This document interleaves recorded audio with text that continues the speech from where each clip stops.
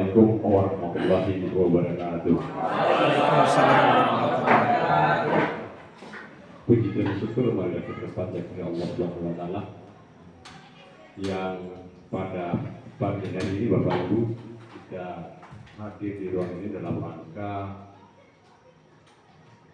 hajatan Pak Marianton Sarjana Pendidikan sebagai calon guru penggerak angkatan 11 angkatan 10 dalam rangka memberikan pemahaman kita di SMA Negeri Situbondo tentang implementasi budaya positif di sekolah. Oleh karena itu, budaya positif ini bagian integral dari kurikulum merdeka. Wajib kita sebagai tenaga pendidik di SMA Negeri Situbondo yang notabene kita sebagai sekolah kontrak di angkatan ketiga, mau tidak mau suka tidak juga seorang pendidik harus menerapkan yang namanya budaya positif di sekolahnya kita masing-masing, di sekolahnya kita, sehingga proses pembelajaran akan berjalan sesuai dengan kodrat alam dan kodrat zamannya, di mana siswa harus kita tuntun sesuai dengan kebutuhan belajar siswa. Bapak Ibu yang kami hormati, untuk memberikan waktu saya serahkan kepada Pak Marianton yang akan menjelaskan tentang budaya positif di sekolah. Waktu dan kesempatannya saya berikan kepada Pak Marianton.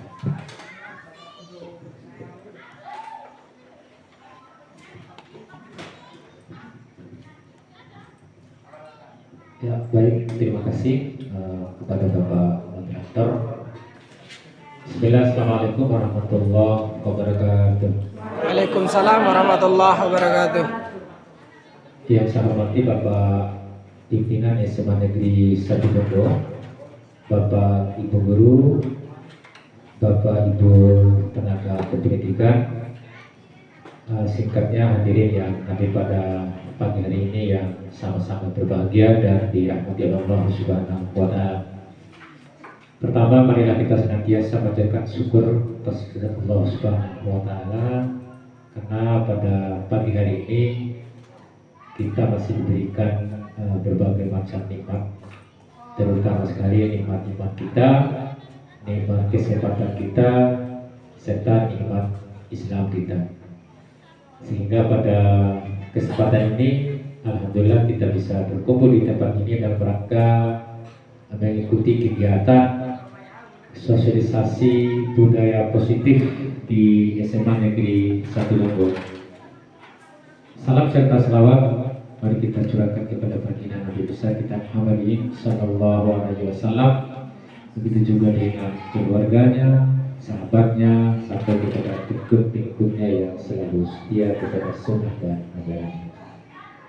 Bapak Ibu yang saya hormati, mohon izin untuk lebih sempurnanya saya mohon izin berdiri Bapak Moderator.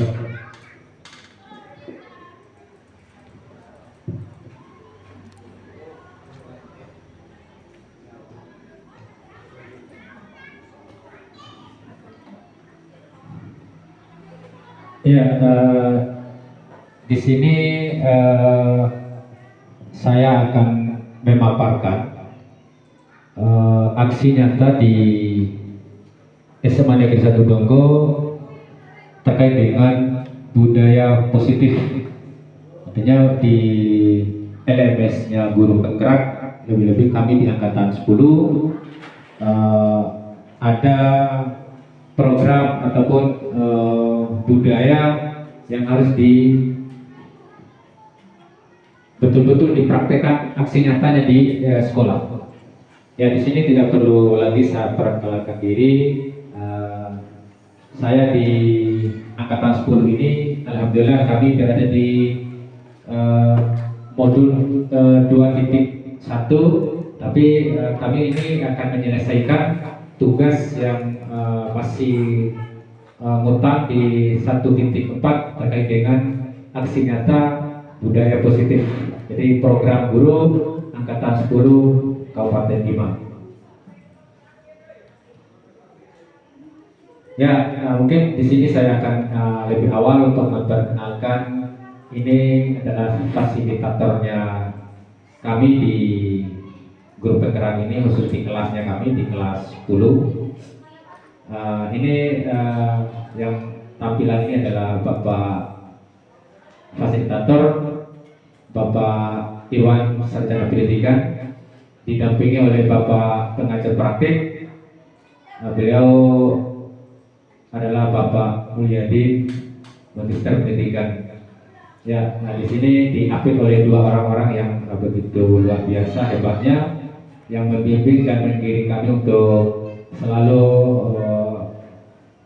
di LMS itu selalu memperingati, terus menginformasikan supaya tugas-tugas itu segera diselesaikan dan dikerjakan. Ini sekilas untuk saya memperkenalkan dua orang hebat yang mendampingi saya dalam program calon guru penggerak di angkatan 10 ini. Ya, di sini terkait dengan budaya positif.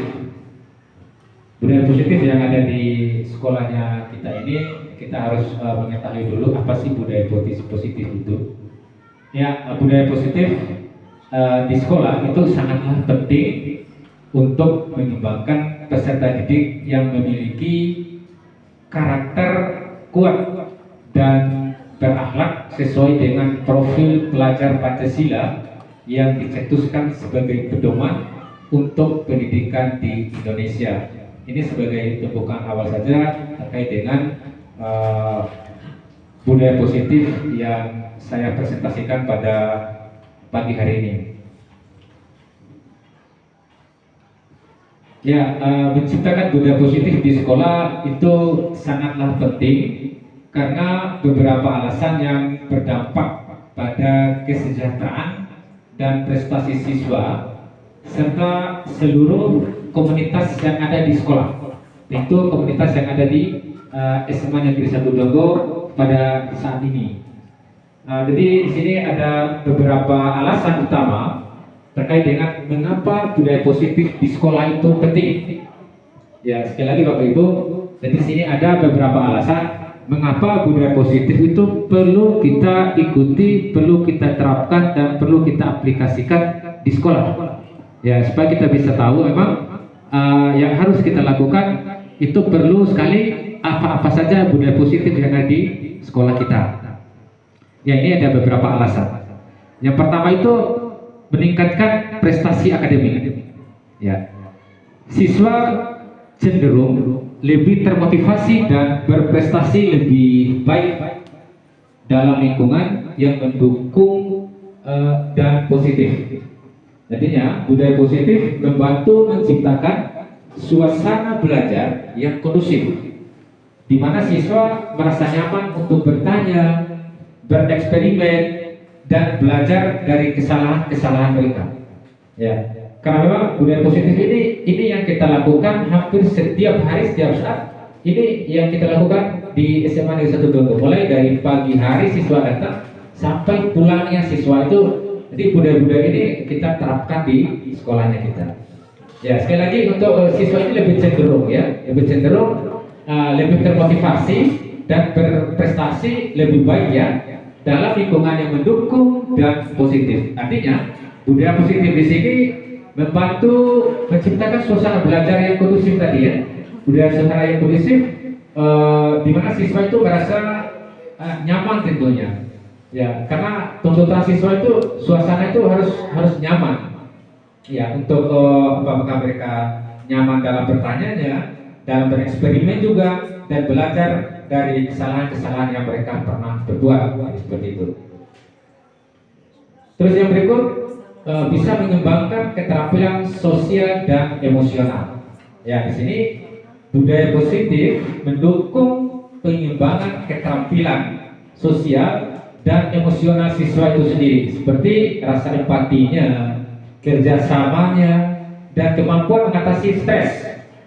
Ya, tahu sendiri suasana-suasana di sekolah yang kita pada saat ini ataupun yang terjadi sebelum-sebelumnya itu, hal yang paling sulit ini adalah mengatasi siswa itu biar tidak stres. Jadi hal-hal apa yang membuat siswa itu stres? Nah, di sini yang dilibatkan adalah guru-guru bagaimana mengatasi siswa yang notabene adalah kebanyakan yang berpikiran itu tidak serius ataupun pembelajaran itu terganggu, ya, sehingga ada beberapa siswa itu yang stres. Nah, keterampilan ini penting, ya. Sekali lagi, keterampilan ini adalah penting untuk sukses dalam kehidupan di luar sekolah juga. Ya, tidak mereka harus terapkan ini hanya di sekolah, tapi outputnya juga harus mereka terapkan juga di luar sekolah. Seperti itu, Bapak Ibu. Ya, mengapa pentingnya menciptakan budaya positif di sekolah? Ya, sebentar.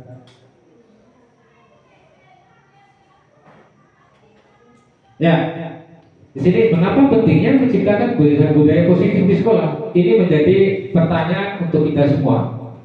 Kenapa harus ada budaya positif, atau kenapa budaya positif ini perlu ada di sekolah? Ya. Perlu memang kita harus ciptakan di sekolah, ya, budaya positif ini. Menciptakan budaya positif di sekolah itu sangatlah penting karena beberapa alasan yang berdampak pada kesejahteraan dan prestasi siswa serta seluruh komunitas sekolah. Ya, sekali lagi, menciptakan budaya positif di sekolah itu sangatlah penting. Ya, itu sangat penting karena beberapa alasan yang berdampak pada kesejahteraan dan prestasi siswa itu sendiri serta seluruh komunitas yang ada di sekolah. Ya, jadi di sini lagi-lagi ada beberapa alasan. Itu ada alasannya mengapa budaya positif itu penting kita terapkan di sekolah.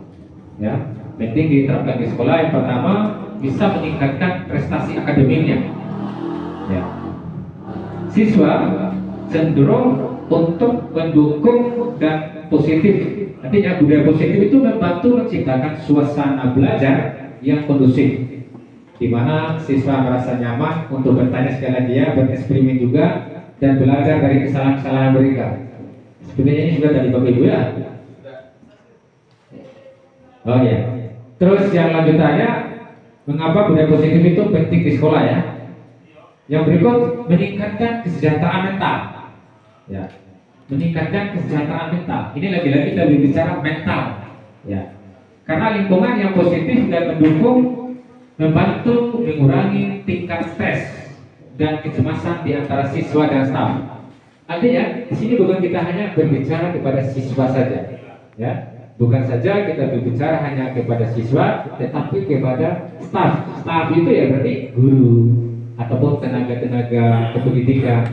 Itu salah satu daripada kenapa kita harus menciptakan budaya positif di sekolah. Ini penting juga untuk kesejahteraan mental dan emosional mereka yang pada gilirannya mempengaruhi kinerja dan interaksi sehari-hari.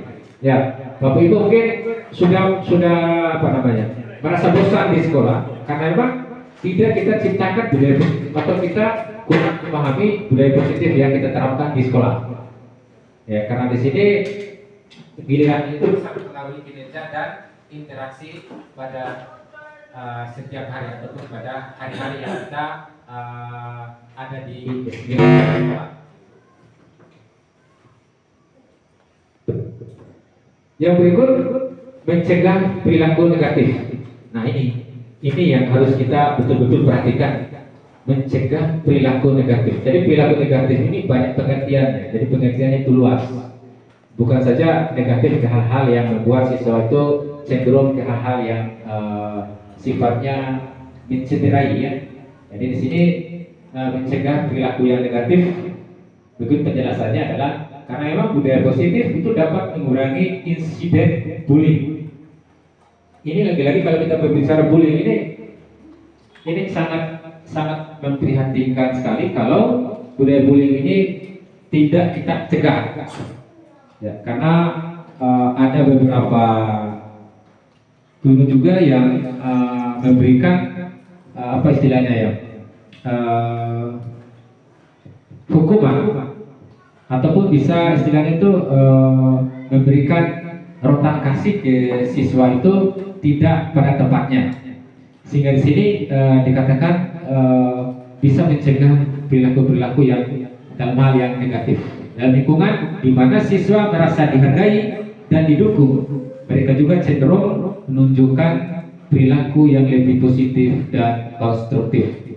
Ya, Bapak Ibu, budaya positif di sini tuh lagi-lagi bisa mencegah perilaku negatif yang ada di khususnya di warga yang ada di sekolahnya kita.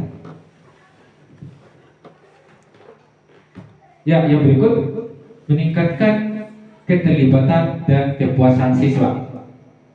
Ya, di sini siswa yang merasa dihargai dan dilibatkan dalam komunitas sekolah cenderung lebih aktif berpartisipasi dalam kegiatan sekolah dan menunjukkan kepuasan yang lebih tinggi terhadap pengalaman belajar mereka. Ya, ini terekspresi dengan meningkatkan keterlibatan dan kepuasan daripada siswa itu sendiri. Ya, terus yang berikut membentuk karakter dan nilai-nilai positif. Ya, budaya sekolah yang positif itu membentuk karakter dan nilai-nilai positif seperti nilai tanggung jawab, integritas, dan rasa hormat. Ini juga penting untuk membentuk individu yang berkontribusi positif pada masyarakat. Ya, artinya Bapak Ibu tidak cukup hanya di sekolah saja, mereka ataupun kita semua kita menciptakan ini namanya budaya positif, tetapi lebih-lebih ini berkontribusi sekali di luar ataupun di lingkungan masyarakat, di mana lingkungan masyarakat ini adalah lingkungan yang memang suasananya itu beraneka ragam. Suasananya itu bisa bermacam-macam pemahamannya. Artinya di sini budaya positif yang kita terapkan di sekolah, lebih-lebih kita itu bisa menuangkan ke lingkungan masyarakat. Yang berikut meningkatkan hubungan antara guru dan siswa. Ini sudah dengan sendirinya mahasiswa dan guru itu ada hubungan kedekatan tersendiri. Artinya hubungan yang positif antara guru dan siswa dapat meningkatkan kepercayaan dan komunikasi yang efektif. Artinya di sini adalah guru yang mendukung dan menghargai siswanya, membantu menciptakan lingkungan di mana siswa merasa nyaman untuk belajar dan berkembang. Ya Bapak Ibu, kalau kita gaya mengajarnya itu tidak sesuai yang diharapkan oleh siswa atau murid, ya dengan sendirinya siswa juga itu akan kelihatan bagaimana mereka itu merespon daripada metode-metode yang kita terapkan di sekolah ataupun di kelas. Ya, contohnya saja kalau kita menerapkan budaya itu lebih banyak lebih banyak berceramah. Ya, lebih banyak berceramah. Artinya siswa itu ada yang aktif mendengar atau ada juga yang aktif diam. Ya, karena memang terhipnotis oleh guru-guru itu ya gaya belajarnya itu, gaya mengajarnya itu adalah ceramah. Ya, mungkin di kelas itu mungkin mereka itu bisa berubah gaya mengajarnya guru itu dengan dengan banyak permainan mungkin atau banyak video-video yang memang harus mereka nonton. Artinya di situ mereka itu bisa membuka mindsetnya itu untuk bisa berpikir gitu.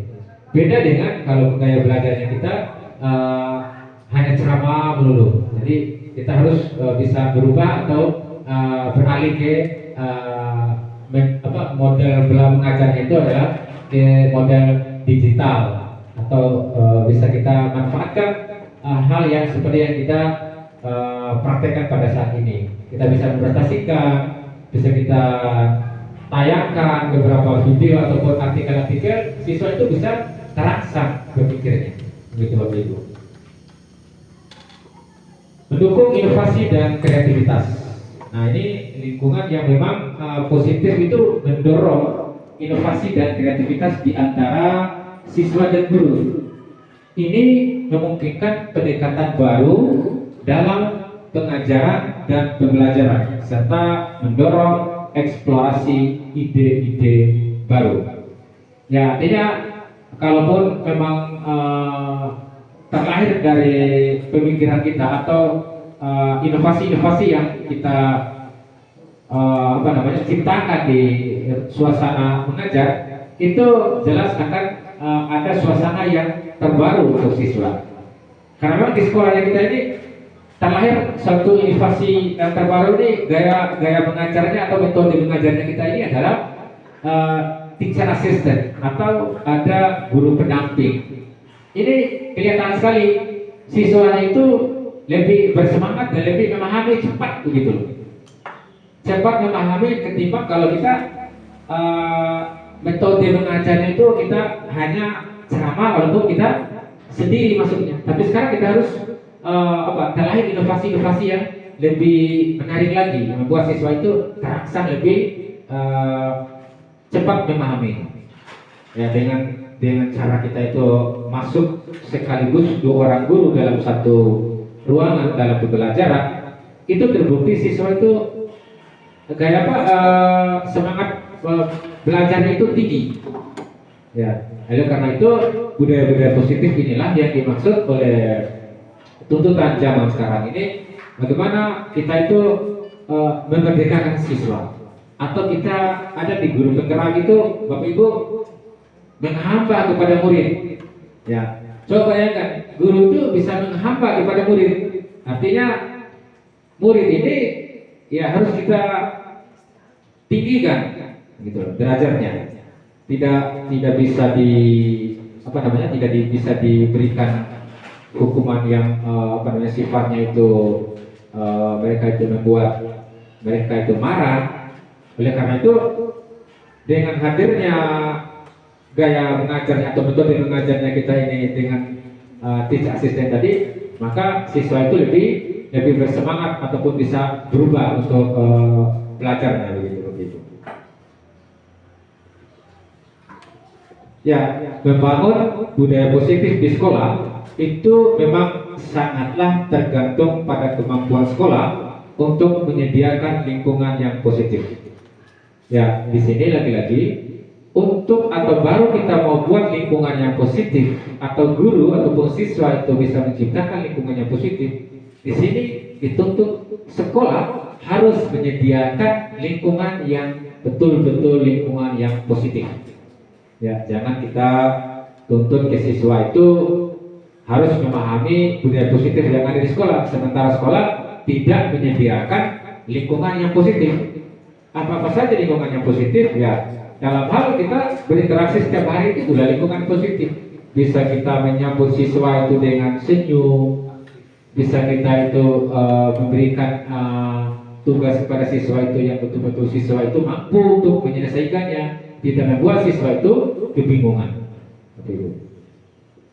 Ya, di sini ada beberapa langkah untuk menciptakan lingkungan yang positif di sekolah. Ya, Bapak Ibu, di sini langkah-langkah yang memang harus diciptakan di lingkungan sekolah itu. Yang pertama adalah fasilitasnya yang aman dan nyaman.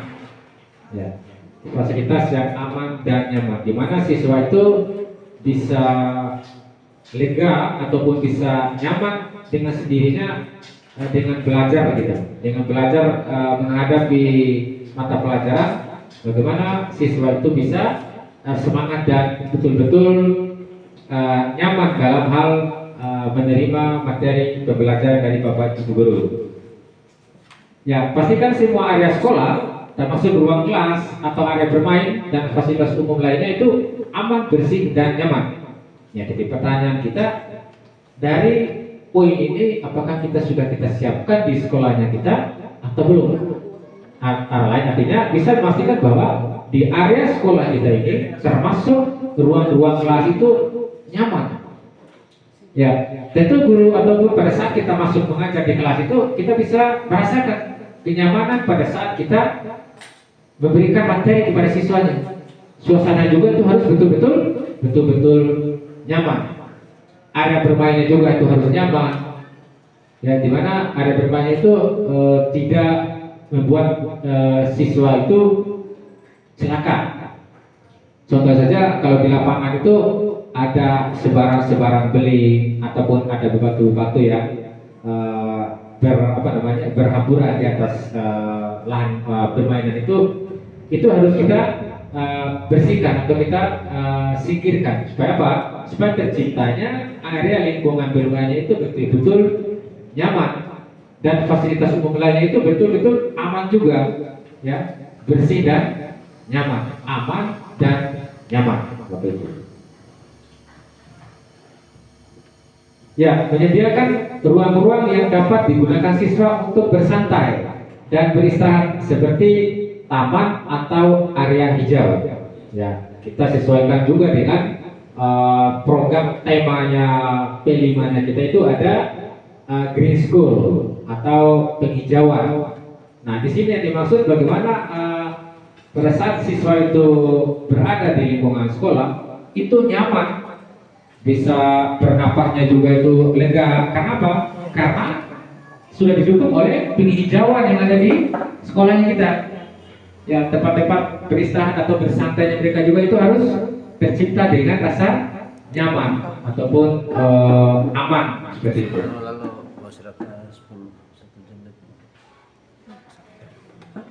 Ya, suasana inklusif. Ya, di sini promosikan budaya inklusif di mana semua siswa merasa diterima tanpa memandang latar belakang, ras, agama ataupun kemampuan. Jadi alhamdulillah Bapak Ibu di sekolahnya kita ini 100% beragama Islam. Tentu di sini yang menjadi tugas berat kita itu kalau di sekolahnya ataupun ada di beberapa sekolah itu terjadi di mana semua siswa itu merasa diterima itu tanpa memandang latar belakangnya itu, terutama dari agamanya. Ya, sekali lagi kalau di sini alhamdulillah kita beragama Islam semua. Nah, seketika nanti kalau kita tugas di sekolah, dapatkan tugas baru di sekolah yang notabene adalah ada agama Islam, ada agama Kristen, ada agama Buddha, ya, dan agama-agama lain. Nah, di sini suasana itu betul-betul inklusif. Tidak ada sukuisme ya, tidak ada sukuisme ataupun ras, ya, ataupun tidak berdasarkan kemampuan ataupun dalam ekonomi keluarganya itu ada yang ada yang lebih ekonominya itu menengah ke atas ataupun lebih mapan. Artinya di sini kita harus hindari. Budaya-budaya positif inilah yang betul-betul kita ciptakan, harus betul-betul suasana itu inklusif di sekolahnya kita, Bapak Ibu. Ya, menyediakan pelatihan bagi guru dan staf tentang inklusi dan keberagaman. Lagi-lagi Bapak Ibu, kalau di sini kita sudah merasakan mengajar di sekolah yang notabene tadi itu yang rasnya memang berbeda atau ada beberapa kepercayaan di sekolah itu, di sini tuh betul-betul kita harus diuji ataupun betul-betul kita harus menggunakan pendekatan tentang bagaimana suasana itu betul-betul inklusif. Ya, sekali lagi menyediakan pelatihan bagi guru dan staf tentang inklusi dan keberagaman. Ya, budaya positif dapat dibangun dengan syarat sekolah perlu menyediakan lingkungan yang positif. Artinya di sini membangun budaya positif di sekolah memang sangat tergantung pada kemampuan sekolah untuk menyediakan lingkungan yang positif. Ya, kalau sekolah tidak mampu, ya itu menjadi tugas berat. Artinya kalau sekolah itu sudah merasa mampu, ya silakan menciptakan suasana ataupun budaya-budaya itu diciptakan di sekolah. Ya, supaya apa? Supaya budaya positif ini dapat diimplementasikan dengan syarat ini sekolah itu betul-betul menyediakan lingkungan yang aman, nyaman, serta hal-hal yang positif itu diciptakan dengan tinggi. Gitu. Ya, di sini ada langkah-langkah menciptakan lingkungan yang positif di sekolah. Fasilitas yang nyaman tentunya Bapak Ibu ya. Ya, dipastikan semua area sekolah, termasuk ruang kelas, area bermain dan fasilitas umum lain itu aman, bersih dan nyaman. Ya, bisa menyediakan ruang-ruang yang dapat digunakan siswa untuk bersantai dan beristirahat seperti taman atau ini sudah tadi Bapak Ibu ya. Ya, dukungan sosial dan emosional sudah tadi ya. Nah ini. Ya, dukungan sosial dan emosional artinya menyediakan layanan konseling bagi siswa yang membutuhkan bantuan emosional atau psikologis. Ya, ini penting. Artinya di sini sebagai di sekolah ini kalau terkait dengan psikologi siswa ini sudah ada hubungannya dengan konseling. Ya, karena yang hal menangani ini harus guru yang menangani khusus konseling ini. Tidak semua guru ini bisa memahami dengan sepenuhnya terkait dengan emosional ataupun konseling daripada siswa.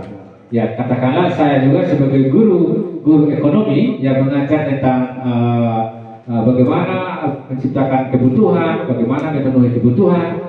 Tentu tidak bisa 100% bisa memahami emosional siswa ini berkaitan dengan psikologi siswa itu sendiri. Jangan sampai di rumah tangganya itu secara ekonominya itu ada yang terganggu ataupun terkendala dengan ekonominya, atau rumah tangganya di rumahnya itu ada hal-hal yang memang bisa dianggap itu bermasalah. Jadi di sini dukungan sosial dan emosional itu sangatlah penting bagi siswa yang membutuhkan bantuan secara emosional maupun secara psikologis. Artinya mengadakan program dukungan sebaya di mana siswa bisa saling membantu dan memberikan dukungan. Ini budaya-budaya positif ini yang kita harus ciptakan di sekolah.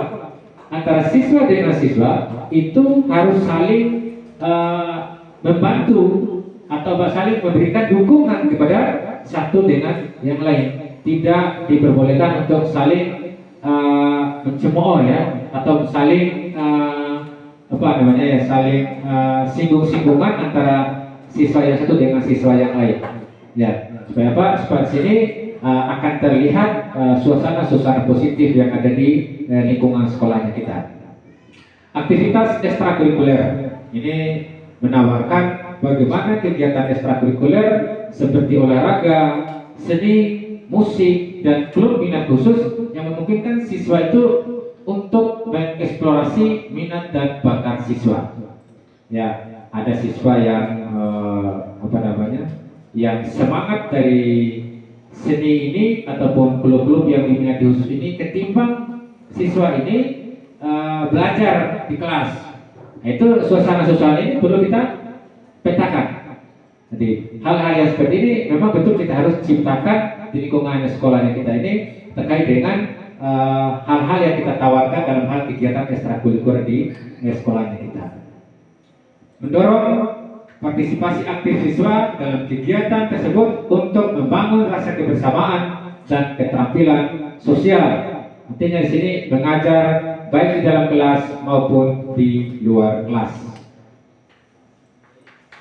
Ya, membuat proyek-proyek kelompok di mana siswa bisa bekerja sama dan belajar satu sama lain. Karena di sini ini harus dituntut apa istilahnya ya? Kolaborasi antara guru dengan guru dengan kepala sekolah, guru dengan siswa, ataupun siswa dengan siswa lainnya. Ini yang harus diterapkan di dimanapun kita berada ataupun dimanapun siswa itu berada. Proyek-proyek kelompok ini harus ditingkatkan dalam hal bekerja sama dan belajar satu sama lain. Ya, berikut komunitas yang efektif. Membangun saluran komunikasi yang terbuka dan transparan antara guru, siswa, dan orang tua. Tidak ada yang dirahasiakan sebenarnya. Tidak ada yang dirahasiakan antara guru dan siswa ataupun siswa dengan orang tua ataupun orang tua juga dengan lingkungan sekolah, dalam hal ini guru. Artinya saling terbuka. Apa yang menjadi permasalahannya, apa yang menjadi yang mau disampaikan, ini harus terbuka. Artinya komunikasi antara lintas orang tua dengan siswa, siswa dengan guru, guru dengan orang tua itu harus efektif dan terbuka. Seperti itu. Tidak ada yang ditutup-tutupi. Apalagi di sekolahnya kita ini ada budaya positifnya ataupun program orang tua asuh. Program orang tua asuh ini sudah jelas. Tampilan di sini betul-betul komunikasinya itu harus efektif. Guru juga di samping sebagai tenaga pendidik yang ada di SMA Negeri 1 Tonggo ini, guru juga akan mendapatkan tugas tambahan baru, di mana akan menjadi orang tua kedua daripada siswa itu sendiri. Artinya di sini adalah orang tua asuh. Jadi kita sudah tentukan berapa anak asuhnya kita yang ada di SMA Negeri 1 Tonggo. Mungkin di sini ada yang memiliki anak asuh itu ada yang 4 orang, 5 orang, sampai ada yang 6 orang. Ya, mengadakan pertemuan rutin dengan orang tua untuk memberikan informasi tentang perkembangan siswa dan mendiskusikan isu-isu yang mungkin muncul. Ini yang harus diketahui. Perlu sekali kita harus mengadakan pertemuan rutin. Pertemuan rutin dalam artian pertemuan komite dengan orang tua untuk memberikan informasi tentang perkembangan anaknya atau perkembangan siswanya terkait dengan hal-hal yang harus didiskusikan. Ada isu-isu memang yang harus dibicarakan atau yang muncul dari keadaan ataupun siswa itu sendiri yang ada di sekolah.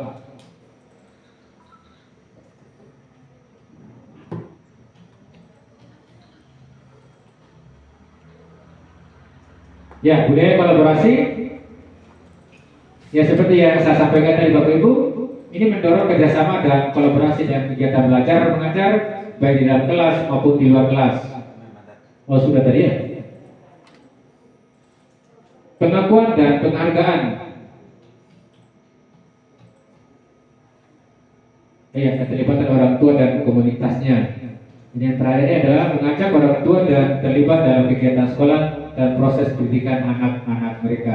Lagi-lagi kolaborasi antara orang tua dengan guru itu sangatlah penting karena memang untuk bisa mengukur dan mengetahui seberapa jauh anak-anaknya itu beradaptasi dan tingkat pendidikannya yang ada di SMA Negeri 1 Tonggo, yaitu membangun kemitraan dengan komunitas lokal untuk mendukung program-program yang ada di sekolah. Ya, model disiplin yang dibangun masih belum berpusat pada siswa. Ya, selain itu posisi kontrol juga belum sampai pada tahap manajer. Ya, tahu sendiri manajer itu tingkatnya tinggi. Manajer, top manajer, berarti tingkatnya tinggi, Bapak Ibu. Di sini sebagai pendidik, tujuan kita adalah menciptakan siswa-siswa yang memiliki disiplin diri, sehingga mereka bisa berperilaku dengan mengacu pada nilai-nilai kebajikan universal dan memiliki motivasi internal. Artinya di sini siswa yang memiliki disiplin diri berarti mampu bertanggung jawab terhadap apa yang dilakukannya. Tahu mereka yang dilakukannya apa. Artinya bisa mereka pertanggungjawabkan apa yang mereka lakukan. Seperti itu. Ya, bagaimana peran kita sebagai pendidik dapat menumbuhkan disiplin diri pada diri siswa sehingga siswa mampu menggali potensinya menuju kepada sebuah tujuan. Ya, kepada sebuah tujuan, sesuatu yang dihargai dan bermakna, mengontrol diri, menguasai diri untuk memilih tindakan yang mengacu pada nilai-nilai yang dihargai.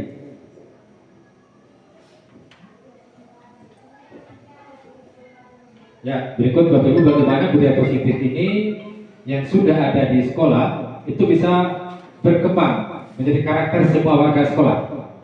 Ya, apabila sudah muncul ataupun terlihat budaya positif di sekolahnya kita itu sudah menjadi karakter untuk semua warga sekolah.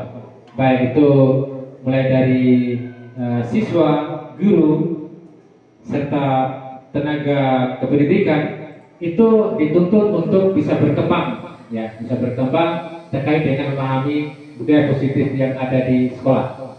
Bagaimana pendidik menumbuh kembangkan budaya positif dalam mewujudkan karakter profil pelajar Pancasila, dan bagaimana menerapkan disiplin restitusi. Nah, di posisi monitor dan manajer sehingga lingkungan yang positif, aman, dan nyaman dapat terwujud.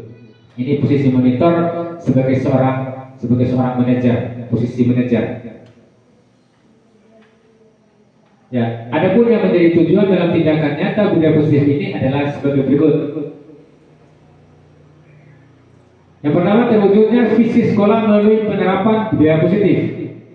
Yang kedua, terbentuknya karakter disiplin yang kuat, menumbuhkan dan menguatkan karakter positif melalui pembiasaan positif. Hal-hal yang menjadi pembiasaan kita ini adalah mungkin pada saat siswa masuk itu sudah mulai dengan budaya 5S-nya, ya, mulai dari salamnya, senyumnya, mulai dari sopannya, serta santunan. Itu sudah menerapkan budaya positif. Jadi ada hal-hal yang lain mungkin yang ada SMS memungut sampah, semenit memungut sampah, ya. Terus ada hal-hal yang memang belum disampaikan di sini, tapi budaya-budaya positif itu sudah kita lakukan di SMA Negeri 1 Donggo. Ya, menumbuh kembangkan karakter profil pelajar Pancasila, yaitu pelajar sepanjang hayat yang memiliki kompetensi global dan berperilaku sesuai dengan nilai-nilai Pancasila. Ya, menguatkan peran sebagai guru penggerak melalui penerapan restitusi dalam menanamkan disiplin positif pada siswa. Ya, lagi-lagi restitusi ini, kita berbicara restitusi, bagaimana kita memberikan hukuman kepada siswa tidak melebihi batasnya. Ya, itu lagi-lagi restitusi Bapak Ibu. Untuk mengetahui sejauh mana kegiatan ini sudah dilakukan dan untuk mengontrol kegiatan agar tetap terarah pada tujuan yang sudah ditetapkan, maka tolak ukurnya adalah yang digunakan adalah sebagai berikut. Yang pertama, terbentuknya keyakinan kelas. Ya, seperti yang saya sampaikan tadi, keyakinan kelas sebagai landasan dalam memecahkan permasalahan yang ada di kelas. Ya, Bapak Ibu, tugas kita adalah wajib menentukan atau melakukan keyakinan kelas. Ya, keyakinan kelas yang ada di pokoknya hampir di semua sekolah itu kita harus membuatkan keyakinan kelas. Ya, keyakinan kelas dengan aturan kelas itu ada hal yang berbeda. Ya, keyakinan dengan aturan kelas itu hal yang berbeda. Tapi di sini yang lebih muncul di sini lagi adalah keyakinan kelas. Yakin itu sudah berarti sudah pasti, tidak bisa dilanggar, gitu. Ya, keyakinan kelas ini dibentuk dan disepakati oleh peserta didik bersama wali kelasnya. Ya, di sini wali kelasnya dengan siswanya ataupun dengan anak muridnya itu membuat keyakinan kelas untuk diterapkan atau dijalankan 2 semester ke depan. Ya, sepanjang kita menjadi walinya mereka. Ya, konsistensi peserta didik di wali kelas dalam menjalankan keyakinan kelas. Minimal 75% itu peserta didik sudah menunjukkan penguatannya, artinya penguatan karakter positif seperti religius, peduli, disiplin, toleransi, serta gotong royong, ya, dan bertanggung jawab pada proses pembelajaran maupun di luar proses pembelajaran. Ya, seperti yang disampaikan, berbudaya 5S, ya, ada senyum, salam, sapa, sopan, dan santun. Ya, munculnya karakter berbudaya nalar ini pada proses pembelajaran yang terlihat dari keaktifan peserta didik dalam bertanya, berpendapat, berargumen, dan menjawab pertanyaan-pertanyaan dari guru. Ya, dokumentasi kegiatan, pembentukan keyakinan kelas bersama peserta didik dan wali kelas, proses kegiatan diskusi, kegiatan kolaborasi dan sharing, dengan wali kelas dan rekan sejawat serta hasil pengumpulan tugas.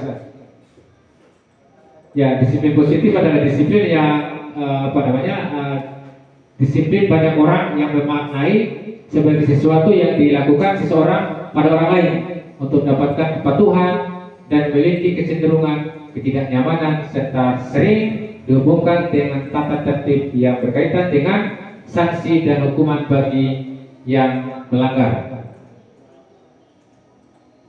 Ya, ini berdasarkan apa yang disampaikan oleh Ki Hajar Dewantara menyatakan bahwa untuk mewujudkan murid yang merdeka, murid harus memiliki disiplin yang kuat yang berasal dari dirinya ataupun berasal dari luar dirinya. Di mana ada kemerdekaan, disitulah harus ada disiplin yang kuat. Sungguh pun disiplin itu bersifat self-disiplin, yaitu kita sendiri yang mewajibkan kita dengan sekeras-kerasnya. Sebab jika kita tidak cakap melakukan self-disiplin, wajib. Ya, di sini wajib penguasa lain mendisiplinkan diri kita. Ya, sebelum kita kalau memang kita itu tidak bisa mendisiplinkan diri, orang lain akan menguasai dan mempengaruhi kita, mengatur kita. Gitu. Sebelum dilakukan oleh orang lain, kita harus sudah kita lakukan dengan sendirinya. Menciptakan bagaimana disiplin ini harus diciptakan dari diri kita masing-masing. Ya. Dan peraturan demikian itulah harus ada di dalam suasana yang merdeka. Ya. Suasana merdeka ini suasana yang merdeka. Ya, di mana kita sekarang ini adalah dituntut oleh sebuah kurikulum ya. Kita belum lama kurikulum 2013 lahir kurikulum merdeka. Ini kurikulum baru. Ya, kurikulum merdeka ya, semuanya itu harus merdeka. Tidak ada yang dijajah gitu. Ya, ini ada beberapa kebutuhan dasar manusia berdasarkan teori kontrol menyatakan bahwa perilaku manusia memiliki tujuan. Terkadang kita tidak menyadari bahwa perilaku yang dilakukan pasti memiliki alasan dan tujuan. Perlu dipahami bahwa ketika siswa melakukan perilaku yang tidak baik, maka saat itu siswa memiliki kebutuhan dasar yang harus dipenuhi. Ya. Yang terdapat 5 kebutuhan dasar manusia. Yang pertama, kebutuhan bertahan hidup, kebutuhan cinta dan kasih sayang, kebutuhan penguasaan, kebutuhan kebebasan, serta kebutuhan akan kesenangan. Jadi kelima kebutuhan ini adalah kebutuhan yang dimiliki oleh setiap manusia. Ini kebutuhan dasarnya. Ya. Kebutuhan dasarnya itu ada di 5-5-nya ini. Ya, belum kita berbicara kebutuhan-kebutuhan yang lain.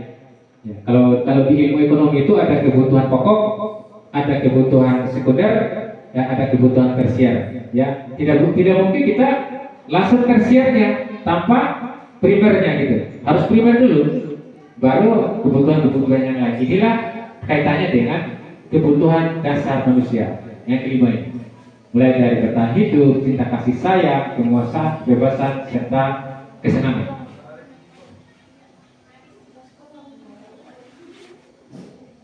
Ya.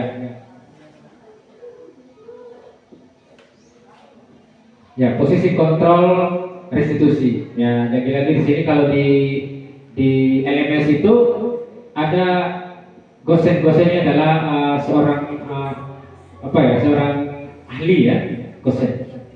Berkesimpulan bahwa terdapat 5 posisi kontrol yang dapat diterapkan seorang guru.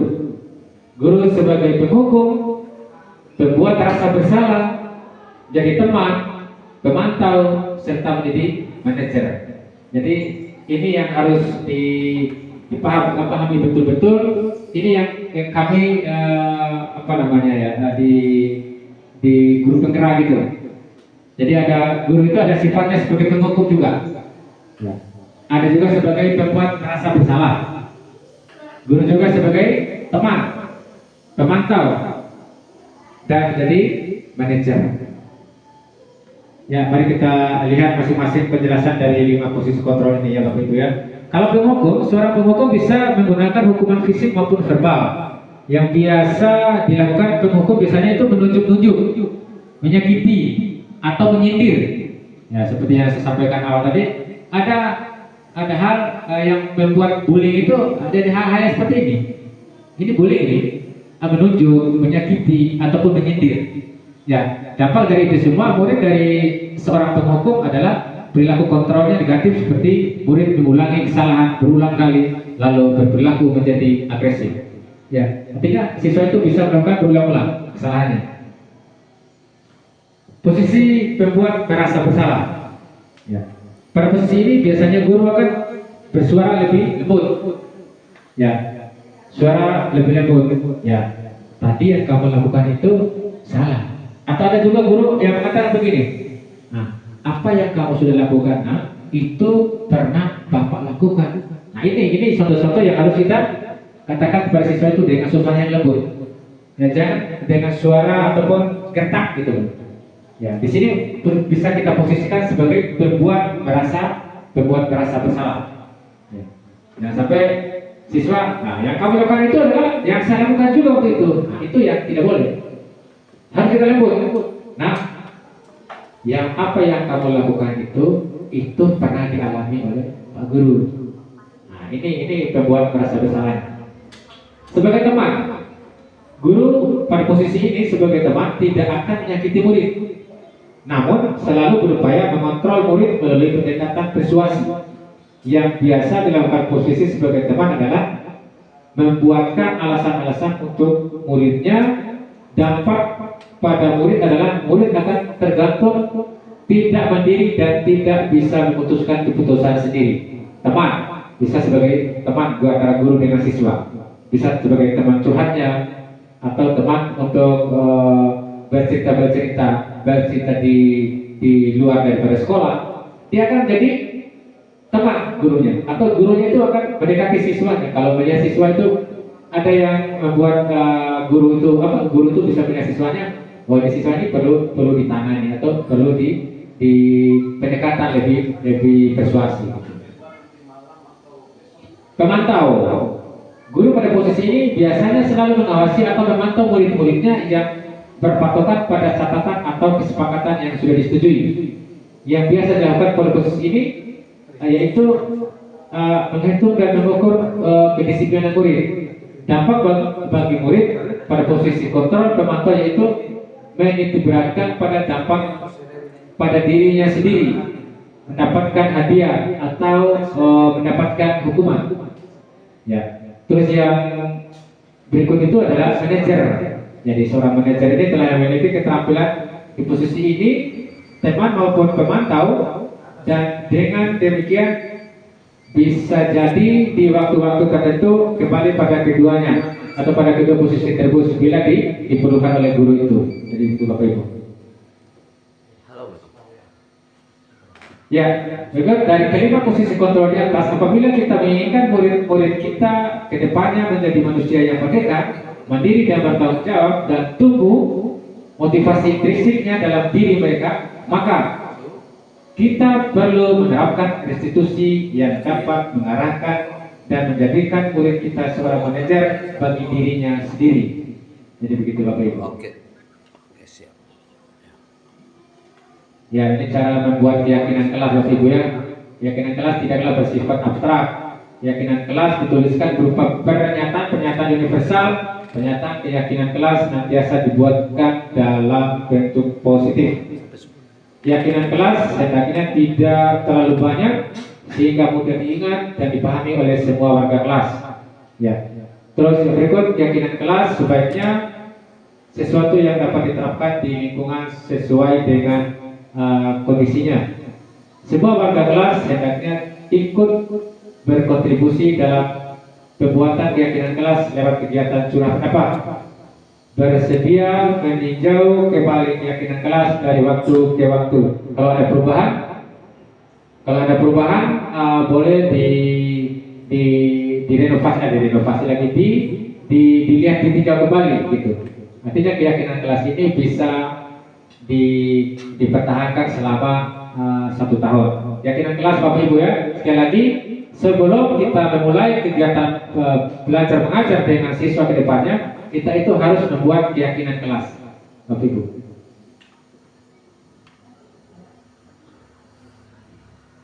Ya, ada restitusi ya. Tadi kita sudah singgung restitusi. Ya, langkah kedua adalah memvalidasi tindakan yang salah. Ya, pada langkah kedua kita bisa memahami kebutuhan dasar yang mendasari tindakan murid kita. Menurut teori kontrol ya, semua tindakan pasti memiliki tujuan. Bapak Ibu, ini terkait dengan segitiga restitusi. Bagaimana kita menangani siswa? Sebelum kita memberikan restitusi kepada siswa, kita itu harus mengetahui apa penyebab daripada siswa itu melakukan kesalahan. Contoh ya Ibu ya,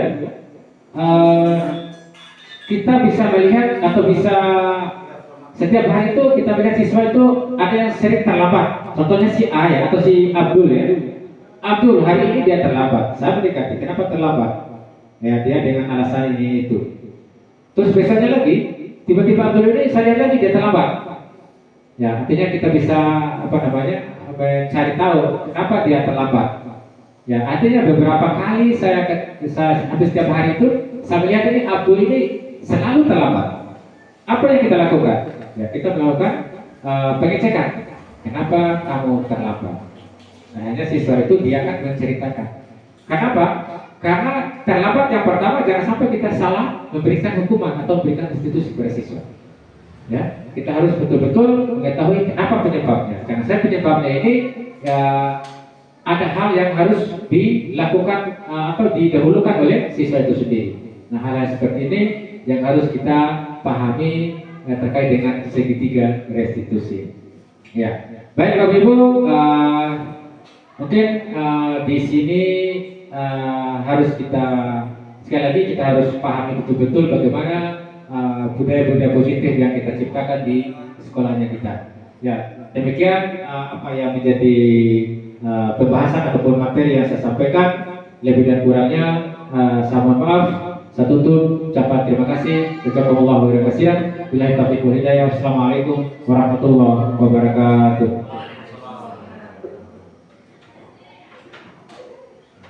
Iya, baik Bapak Ibu. Sebelum saya tutup, saya akan mengambil beberapa kesimpulan. Yang pertama terkait dengan pemaparan Pak Marianto tentang budaya positif. Yang pertama itu adalah bagaimana kita seorang guru itu menerapkan atau mengimplementasikan tentang disiplin positif dan nilai-nilai kebajikan yang bermanfaat. Yang kedua, Bapak Ibu guru harus mampu memahami tentang teori motivasi, hukum dan penghargaan, kemudian restitusi. Kemudian yang ketiga, bagaimana kita dalam proses pembelajaran di kelas membuat yang namanya keyakinan kelas. Kemudian yang keempat, yang paling utama dalam memahami tentang budaya positif itu adalah bagaimana seorang guru itu mampu memahami tentang kebutuhan dasar manusia. Kemudian yang selanjutnya itu adalah restitusi. Nah, ini bagaimana kita menggunakan 5 posisi kontrol. Baik, Bapak Ibu, demikian pemaparan tentang budaya positif di sekolah. Semoga apa yang disampaikan oleh Pak Marianto, calon guru penggerak angkatan 10, dapat bermanfaat bagi kita semua, dan khususnya SMA Negeri 1 Donggo dalam mengimplementasikan sekolah penggerak angkatan ketiga. Ada pertanyaan Bapak Ibu sebelum saya akhiri? Silakan. Iya, silakan Pak Gus Mulyadi. Baik, bismillahirrahmanirrahim. Assalamualaikum warahmatullahi wabarakatuh. Ya, tadi yang dipaparkan oleh pemateri ini luar biasa ya, mengenai penerapan budaya positif di sekolah. Ya, jadi ya banyak hal juga yang kita alami di sekolah ini dalam menangani kasus terhadap peserta didik. Ya, seperti yang dijelaskan tadi itu perlu kita tanya dulu ya, apa permasalahan siswanya. Apa yang sering terjadi yang dialami oleh guru di kelas, ketika siswa sering terlambat masuk di kelas, alasannya karena terlambat bangun tidur. Kira-kira dari kebiasaan siswa tersebut ya, bagaimana strategi kita untuk merubah sikap siswa yang berlakunya seperti itu. Mungkin ini ya, kalau kita langsung memberikan hukuman otomatis kan berarti tidak terlaksana restitusi. Mungkin itu pertanyaan saya. Oke, saya kembali pada Iya, ini adalah sebuah kasus ini Pak Mareto, kasus ketika ada siswa yang terlambat masuk di area sekolah, kemudian bagaimana langkah-langkah kita sebagai seorang pendidik untuk bisa menangani siswa yang bersangkutan, apakah lewat segitiga restitusi itu sendiri ataupun cara-cara yang lain dalam rangka pengembangan implementasi budaya positif. Dipersilakan kepada Pak Mareto. Ya, terima kasih. Pertanyaan yang memang ini yang dialami betul oleh kita ya, yang khusus di sekolahnya kita terkait dengan penanganan siswa.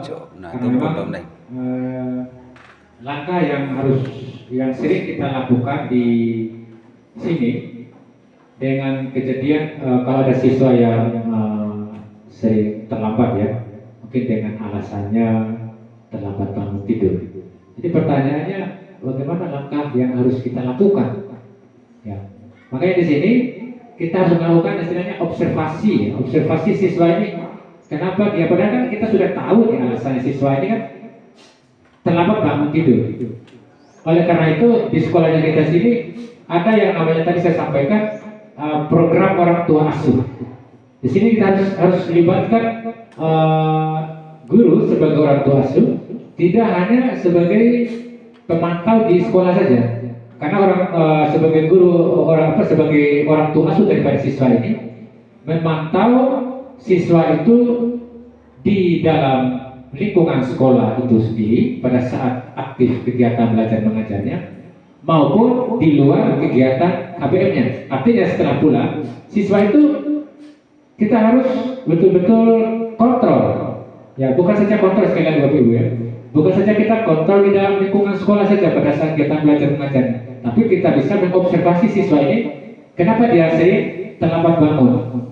Mungkin karena mungkin begadangnya terlalu larut malam, ataupun ada hal-hal lain yang membuat siswa ini sampai larut malam. Tidak hanya begadang saja, mungkin sedang menemani orang tuanya yang sakit ataupun saudaranya yang sakit. Hal yang seperti inilah yang harus betul-betul kita bisa mengobservasi siswa ini, jangan sampai kita tuh salah memberikan restitusi.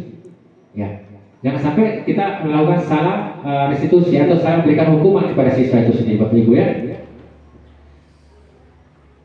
Ya, mungkin langkah yang harus kita lakukan ini bagus adalah ya, lagi-lagi kita harus membuat membuat observasi ya. Ya, lagi-lagi Bapak Ibu, ini tugas yang harus kita lakukan itu adalah bagaimana kita manfaatkan tugas kita atau tugas tambahan kita itu sebagai orang tua asuh. Di samping orang tua asuh juga di sekolah itu ada yang namanya guru konseling ya. Guru konseling ini betul-betul harus dilibatkan. Kenapa siswa ini sering terlambat? Ataupun dengan beralasan tadi karena lambat bangun tidur. Ya, penyebabnya ya kita harus cari tahu. Tugas kita adalah satu cari tahu. Jangan sampai kita hanya sekedar untuk kamu ini lambat-lambat terus. Ternyata setelah kita cek kebenarannya bahwa siswa ini keterlambatan bangunnya itu karena semalam dia menemani orang tuanya yang sedang sakit. Mungkin itu jawaban singkat yang saya sampaikan Pak Kus atas pertanyaan yang baik. Saya kembalikan ke moderator. Iya, saya kembali ke Pak Kus Mulya. Bagaimana dengan jawaban yang disampaikan oleh Pak Mardianto? Ya, baik, terima kasih banyak jawabannya. Cuman kita belum bisa menyatakan mungkin perlu teliti dulu ya. Iya. Masalah siswa tersebut. Karena bisa saja mungkin semalamnya main HP, itu bisa saja berpengaruh ya. Berarti saran dari Pak Gus ya. Ya, terima kasih sarannya Pak Gus. Ya, karena keterbatasan waktu, ya kan. Terima kasih atas waktu dan kesempatan bagi Bapak Ibu Guru SMA Negeri 1 Gongo. Maka dengan berakhirnya sesi diskusi, maka berakhir pula acara pemaparan implementasi budaya positif yang dilakukan oleh Pak Menkom SPT Guru Penggerak Angkatan 10. Demikian, wassalamualaikum warahmatullahi wabarakatuh.